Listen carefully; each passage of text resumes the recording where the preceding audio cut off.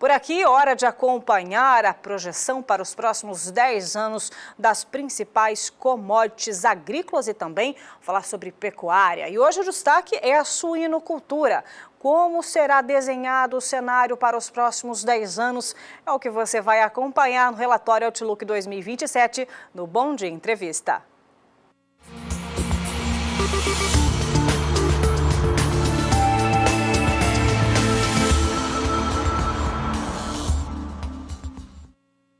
E para comentar os resultados e trazer informações valiosas para você que trabalha com essa atividade, ao meu lado, João Pedro Cutidias, analista de agronegócio aqui do Canal do Boi. O assunto é suinocultura. Bom dia. Bom dia. Realmente, o que a gente pode destacar, então, do ano de 2017 para o produtor que trabalha com suínos? A carne de suíno é a carne mais consumida no mundo inteiro. O Brasil é um país que poderia avançar muito na produção de suínos. O problema é o mercado. Nós não criamos a cultura, o hábito do brasileiro consumir carne in natura. Quase que grande parte da carne suína brasileira que é consumida é processada, é um pouco mais cara. Porém, nos últimos 3, 4 anos, você vê uma oferta maior de lombo, de costelinha, etc., e pernil, já não apenas nas festas de fim de ano, mas ao longo do ano. É uma carne saborosa, uma carne barata, é uma carne magra, ou seja, é uma carne com alto teor de proteína, é uma carne que tem tudo para aumentar o seu consumo. Hoje, na faixa de 14, 15 quilos por habitante ano, é pouco ainda, podemos aumentar. No mundo inteiro, é a carne mais consumida, apesar de que haver uma restrição nos países de religião muçulmana, nos demais países é muito consumida, principalmente na China. A China é campeã, é líder absoluta. A produção de suínos do mundo é concentrada em poucos polos. Na União Europeia, alguns países que têm tradição, a cultura da Alemanha, na Holanda, na Dinamarca, etc. Nos Estados Unidos e na China, tinha metade do rebanho mundial. A grande questão que hoje impera, são duas grandes questões que estão hoje, que colocam em xeque a questão de produção de carne de suíno. A primeira questão é a questão de poluição. Você concentra muito o volume de fezes, de urina, de água, de lavagem, e isso é difícil você processar e não contaminar o lençol freático, não contaminar os cursos de água. Exato. É um problema sério que todos os países estão levando muito a sério essa questão, principalmente na China. China você tem milhões de criadores de suíno, só que a China hoje está fazendo um esforço muito grande para tentar controlar, porque eles ficam a maior parte dele na costa leste da China, onde que há uma concentração urbana muito grande e que há uma falta de água. Então, hoje na China o preço da carne de suíno subiu muito em função dessa restrição em alguns tipos de criatórios que tem. A segunda questão é a questão de bem-estar animal. Há uma tendência cada vez maior no mundo dos consumidores, principalmente naqueles países que têm maior consciência, de exigir que haja um bem-estar para o animal. E é lógico, vai aumentar o custo, mas seria natural que aumentasse o custo e que o consumidor pagasse por um produto que o animal foi criado em condições melhores, sem muito estresse, etc. Que a carne também deve ter um valor biológico melhor. O Brasil tem tudo para aproveitar isso. Nós temos área, nós somos um país tropical. Se você pegar a Europa, hoje com menos 10 graus, pegar a China, algumas regiões também com frio, os Estados Unidos com menos 30 na região que criam suínos, imagina a quantidade de fezes e de urina que está congelada. Isso, quando chegar a primavera, vai ser uma caatinga desgraçada. Então, o Brasil não. O Brasil tem clima tropical. Ontem, não, sábado, eu passava em frente a uma granja que eles fazem fertirrigação. Aquele pasto é a coisa mais linda do mundo, parece uma alface. 10, 12 bovinos por hectare. Ou seja, eles passam todo esse material no setor de fermentação, produz o metano, usa a energia do metano, passa para uma lagoa de decantação, passa para uma segunda lagoa e aí aplica o produto. É um fertilizante de qualidade excepcional. Então, o Brasil tem tudo para dar certo. Ou seja, nós transformamos um problema que para os demais países é um problema seríssimo de administrar, questão ambiental, num alimento de fertilização. Ou seja, a gente aplica aquilo, pode fazer uma integração com bovino de corte e produzir carne bovina também junto com a granja. Então, o Brasil tem tudo para aproveitar isso. Bem-estar animal.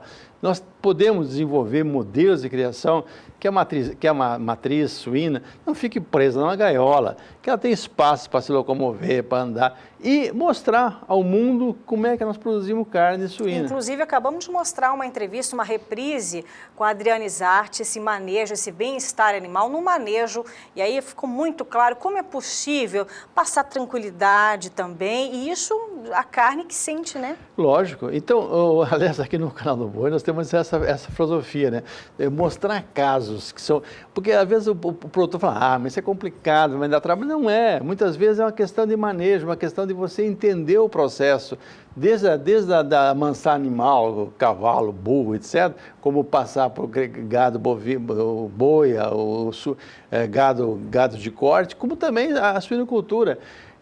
Então, e a pesquisa no Brasil teria que desenvolver esses modelos de você fazer uma criação mais natural possível, porque você atenderia um público muito grande de pequenos criadores que poderiam fazer isso com baixo investimento, com o uso da mão de obra familiar e reputar um preço melhor. Por que não? Porque é um animal criado em condições melhores, sem estresse, etc. Bom, vamos começar com a projeção. Vamos destacar a primeira tela. Temos 4 telas, ver se a gente consegue falar em todas. A primeira é a produção. Vamos ver agora o que é o Outlook até 2027. Ele reserva para a produção aumento de 27%. É possível. A grande questão da produção de suíno, depende de 2 produtos básicos, que é soja, farelo de soja e milho. E milho. Ou seja, isso aí representa 70% do custo de produção. O Brasil está muito bem, obrigada, Mas muito bem, obrigado. E em momentos, e aí é um detalhe importante, o senhor e a senhora que trabalham com isso, em momentos que o preço da carne suína remunera bem e que o preço do milho está barato, nós fizemos uma entrevista com um criador aqui da região. E ele falou o negócio seguinte, quando o preço da suína está bom, o que eu faço? Eu armazeno milho, eu estoco milho, eu faço uma reserva estratégica de milho, uma poupança em milho. Por quê? O milho é quase 50% do custo de produção.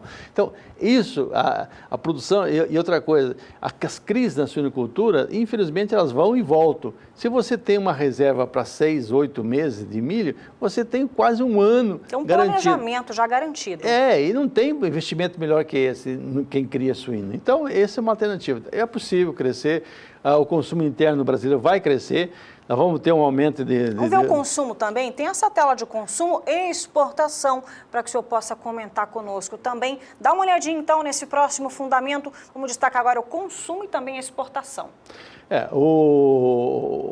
Nós podemos passar tranquilamente para 16, 17 quilos. E a exportação, qual é o fator que limitava as exportações de suinocultura brasileira? É que muitos países, grandes consumidores e grandes importadores, criavam barreira em função de existência da ferroaftosa no país, ou mesmo sem a fitosa, porém com vacinação. Desculpa. A tal da ractopamina? A ractopamina é um estimulante de crescimento. A Rússia está usando isso como argumento agora. Não é questão de doença, é um estimulante de crescimento.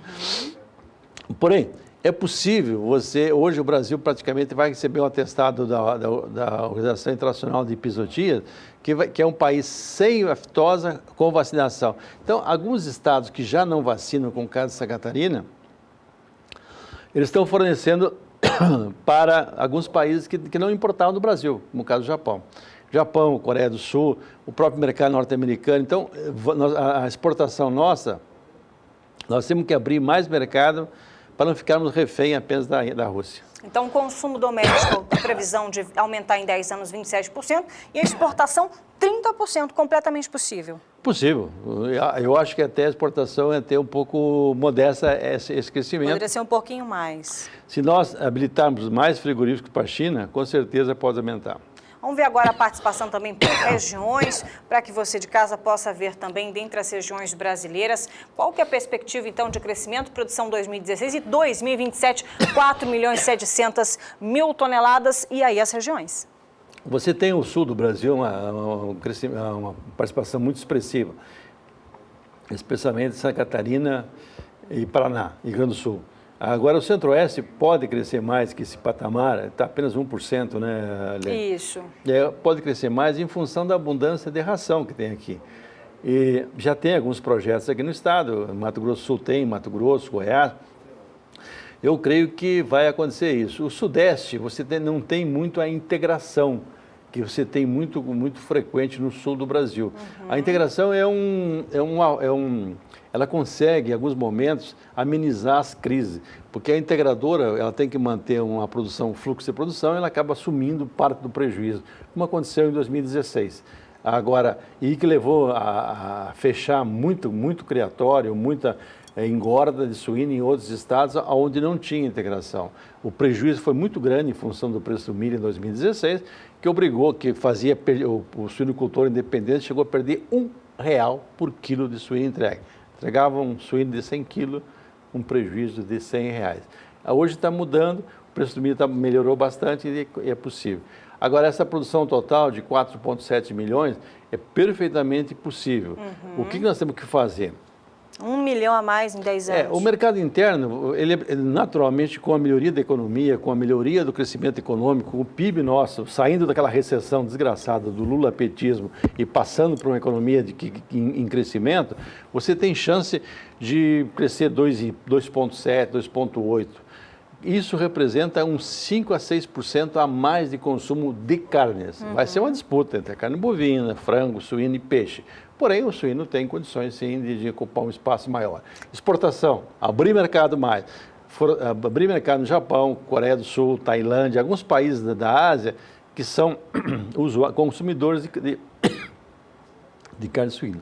A gente tem um outro, vamos dar uma olhadinha, produção, é o último, que faz um resumo de tudo isso que a gente acabou de abordar. Vamos dar uma olhada, tem só o que a gente acrescenta aí, é o consumo per capita, que é exatamente o que o João Pedro está dizendo para a gente, que pode aumentar de 3,8 para 16,3 em 2027. E consumir carne in natura, né? Porque eu acho que tem que ter mais oferta de carne in natura no Brasil inteiro. Hoje, nos grandes centros você encontra, não tem problema nenhum, mas em centros menores não é tão comum a carne in natura. A exportação de quase 1 milhão de toneladas não é improvável, é provável, basta que a gente trabalhe esse mercado e especialmente a China. A China é uma incógnita, porque hoje, com o aumento do preço da carne para o consumidor chinês, o governo vai tomar algumas medidas, e uma delas seria liberar um pouco mais as importações de carne suína. Vai vir uma missão para o Brasil agora, nos próximos dias, próximos 30, 40 dias, em que eles vão fazer a avaliação de 22 frigoríficos para serem habilitados para a China. Se fizer isso, tem chance não só suíno como bovinos de aumentar significativamente as exportações para o mercado chinês. Tá certo, João Pedro. Olha, grata pelas considerações. É importante, nós passeamos então pela avicultura, bovinocultura, já falamos de milho também, e hoje a suinocultura. É importante acompanhar o que já se projeta para os próximos 10 anos. Não é só questão de oferta de alimento bom para essa população, mas também do ponto de vista socioeconômico. Você criou uma classe média rural, especialmente no sul do Brasil, graças à suinocultura. Merece uma atenção especial e é uma grande consumidora de milho de todo o Brasil. O Centro-Oeste manda muito milho hoje para o sul do Brasil para atender as criações de suíno. Tá certo. Nós conversamos com João Pedro Cuti Dias, analista de agronegócio aqui do Canal do Boi.